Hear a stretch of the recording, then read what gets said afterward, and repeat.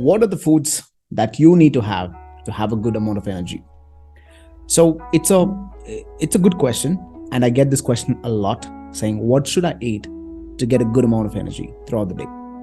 So what you need to understand is, why do you need that energy for? I would like to ask you a question before even I could jump onto the video.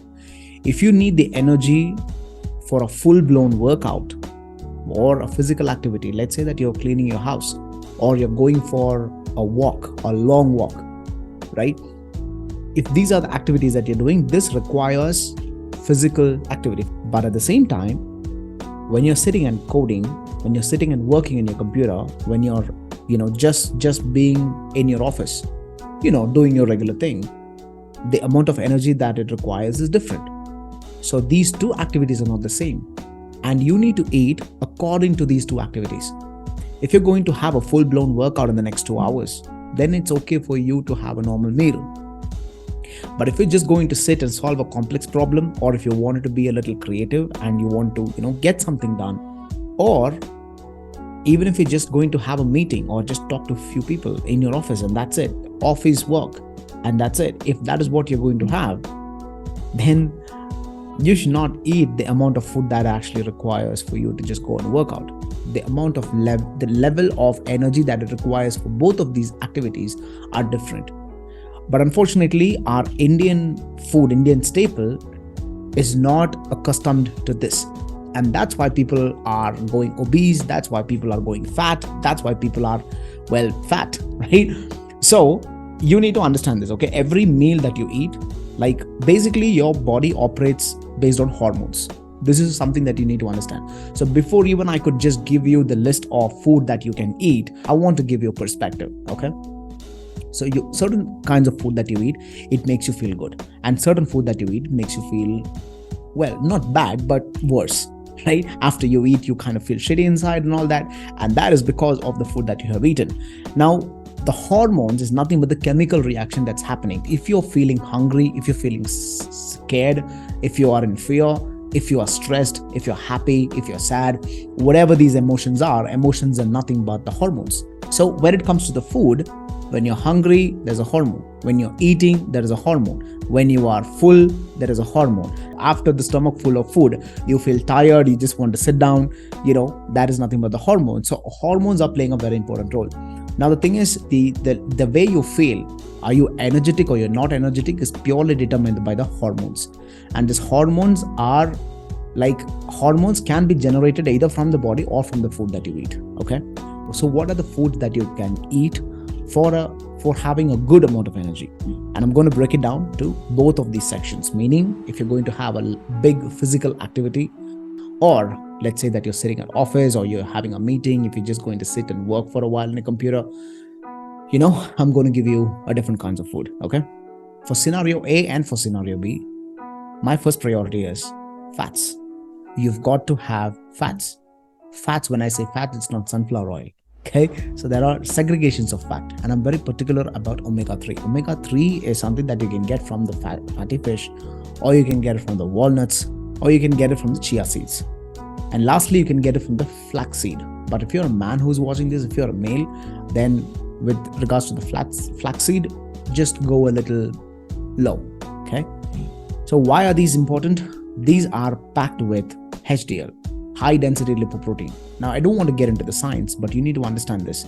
When you consume the omega-3 on a regular basis, every single day, you're putting less load on your heart. That means your body is coming to a realization where I'm getting the fat and I know I don't need to store the fat, I can just let it go. And this is what you're educating your body just by having the omega-3. Regardless of what your physical activity is, omega-3 needs to be in a steady supply. Number 2, protein. And this, again, it is fundamentally lacking in Indian diet, Indian staple. If you see the proportion, if you see your plate, any normal staple Indian meal, and if you take the plate, a common man's food, right? If we just take a look at that, the proportion is disproportionate. It's all over the place, and the plate is actually filled with carbohydrates, and it's very less in fats, and it's very less in protein. In fact, we don't even add the fat. The only fat that we add is the oil that you use to cook and that's it. So basically there is no proportion. And when you don't have the healthy balance and you've been eating the same food for a quite long time, I'm talking about decades and decades, what happens is you become obese. And not only that, you're also going to have a lot of chronic diseases, okay, which you don't want it. I don't want to get into that because that's not the point of the video. So you need to have protein in every time. So what are the protein? You can get it from chicken, you can get it from lean meat, red meat, you can get it from eggs. Eggs are probably the cleanest and the high quality protein that you can get, okay? And for vegetarians, if you're a vegetarian, the source that I would say is legumes. But unfortunately, legumes doesn't have one high quality protein, okay? And number two is when you're having legumes, when you're consuming the legumes, you are also consuming the starch, which is complex carbohydrates. So having the legume is almost equal to having legumes plus one or two chapatis or a bowl of rice. Not exactly the carbohydrate particles that you get, but you are going to get carbohydrates in the form of starch. This is why when you have, rajma, like kidney beans and sprouts and things like that, you're feeling full or you're feeling gassed up is simply because of the starch. You're getting it? So don't you need it? Yes, you need it. But do you have to eat in a large quantity? The answer is no. But other things like red meat with a clean cut, or egg whites, or chicken breast, you can have this at a large quantity and it's not gonna make any negative impact in your body. You're getting it? So this is fundamental. Now brings me to the last part, the carbohydrates. When I say carbohydrates, it's oatmeal, rice, white rice, brown rice, doesn't matter. And then you have potatoes, sweet potatoes, white potatoes, and then you've got bread, and then you have yams, and then you have barley, oatmeal, all of this, wheat, all of this. This one, consume in a moderate quantity if you are sitting at office or if you're spending the time at home.